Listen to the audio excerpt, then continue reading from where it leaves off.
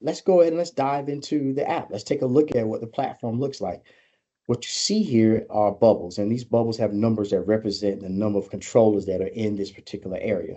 We launched this system in October of last year, and the response from the market has been outstanding. As you can see, we've already started to expand globally, but here in the US and Canada, it's been amazing, that was our primary area when we initially started. As stated earlier, what you'll notice are different color bubbles. And what this represents, the blue bubbles mean that you have a unit that's in place and everything's okay. There's nothing going on. There's nothing wrong. You actually have no preventive maintenance required on this unit. So everything's copacetic. Nothing's wrong. If you see red, what this is telling you is that a unit needs to have some attention. Again, red doesn't mean that there's an alarm. It just means there's a part that should be replaced. And when you click on that red bubble, your very first step should be to identify the customer, figure out where they're located.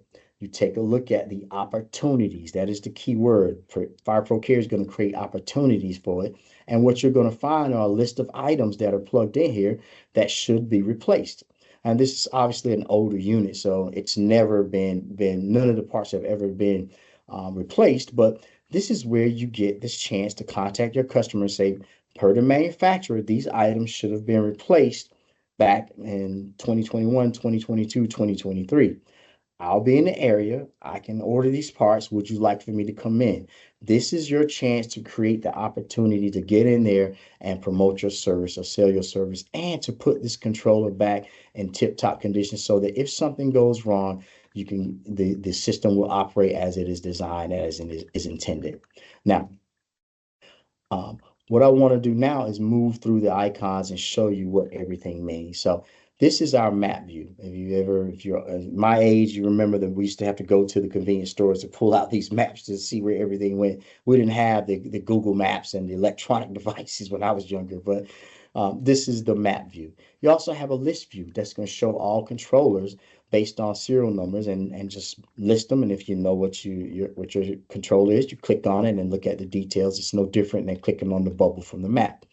We also give you the ability just to search all of the information based on serial number, model number, anything that you've plugged into the address. You have the ability to search for that, and it will pop up that unit. This is your filter button, which allows you to filter based on the controller type, the preventive maintenance status, and you can also open based on the service task. Now, service task, I want you to understand, just means that is your to-do list. If you are dealing with a controller and you have a part that you want to change, what it will do is create a service task for the service dealer or the pump distributor that manages your site. And that is how they know when they need to go to the site and what to do. That service task then becomes part of the service history at a later time once they complete that task.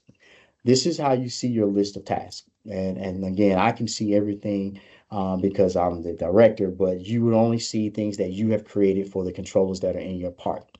And I'm going to switch over to a different environment just so that we can actually drill down. Those were live controllers. This is where we get the opportunity to drill down into some of these units, and I can play and do some different things without causing any issues to a live unit. But again, if we open up the details, we have the bill of material.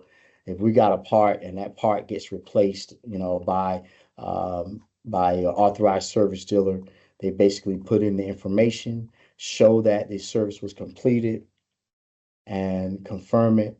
And now that part was replaced successfully. And if you go to the service history, you notice it was right here on 318. It was completed by William King.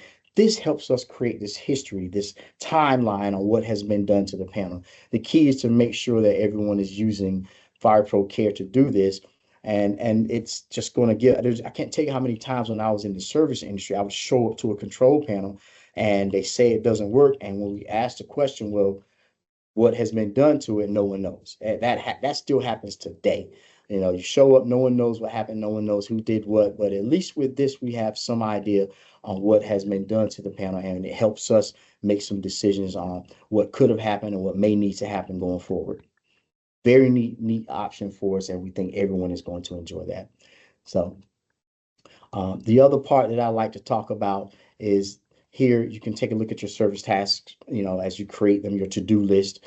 So if I go and take a look at this same controller and I go to preventive maintenance and I decide that I want to plan this replacement, what it's going to do, it is going to allow me to plan a replacement or request a quote if you're set up to do that. You can plan the replacement, you'll confirm it. It creates a service tax. So remember, that is your to-do list. So now if we go back out of this, what you get is on that same panel, if you go into the details, got the bill of material, preventive maintenance. Now you have this task here. And it says right here it's open. That means that we need to change the part. And for whatever reason, let's just say your pump distributor, your contractor got you the part. Now they go in and perform the task and change out that part. Then once they go and complete that task, you have to put in the information, we want to qualify it. And so we'll plug it in, we'll confirm it. Once we confirm that it says it's successfully replaced, we then can go back and take a look. That service task is gone now. It's no longer here. But if we go into the history, just as we did when we flat out replaced the part, now you show that on 3/18, William King was very busy. He replaced his board and the system is up to date based on what happened. If you want to look at more details, you click it open. And if there was any comment that was in there on what happened, maybe your technician can put some other details in there. All we're doing is giving you the opportunity to keep up with what has happened to your control panel, what needs to happen to your control panel from a preventive maintenance standpoint, and the ability to track everything that's done within that unit. Another neat feature that comes with FireProCare, you'll notice this arrow and the share up there. There is the ability for you, your pump distributor, your authorized service dealer to share this information with anyone. The key thing there is that you have to be signed up with FireProCare. You have to have an account, and that account will be limited based on permissions, but you can still share the information and it will populate in your own personal controller part. The share function is pretty simple, and we give you the ability to do this in a lot of different places, but you pretty much copy the link and then you go and email it to text it to whomever you want.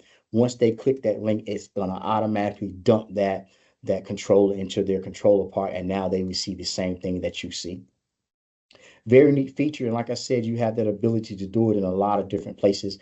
That button does the same thing no matter where you are within the controller. You also have an arrow here to do the exact same thing. So just we give you the ability to do that in a lot of different places. So with that being said, the next icon would be managing your company. And as stated earlier, this is a unique place. We as a company don't want to dictate how you manage your team. So when you add a user, you go and you plug in their information, in addition to their titles and everything, you get the ability to give them the ability to handle certain functions within the company.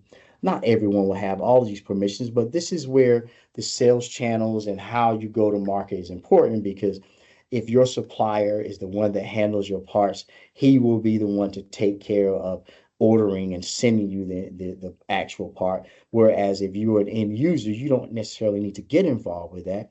Your job would simply be to view the information and share it with someone who can then take the data and forward it to someone who can then help troubleshoot, make sure they have the right part before they go on site, hopefully save an additional trip, save money, and help you as a client to get the best system put in place to help you. All right. So with that being said, I don't have much more to talk about with regard to the app as far as from a general standpoint. If you'd like to have more information on exactly how the app works, some of the other features that are included in there, please reach out to me at william.king@fireprocare.com or reach out to me at info@fireprocare.com. We'll get back to you, set up something. I do have a slightly more in-depth presentation that's catered towards the technicians. It goes into the bells and whistles on how they connect, how to make sure they take the right steps to ensure a strong connection.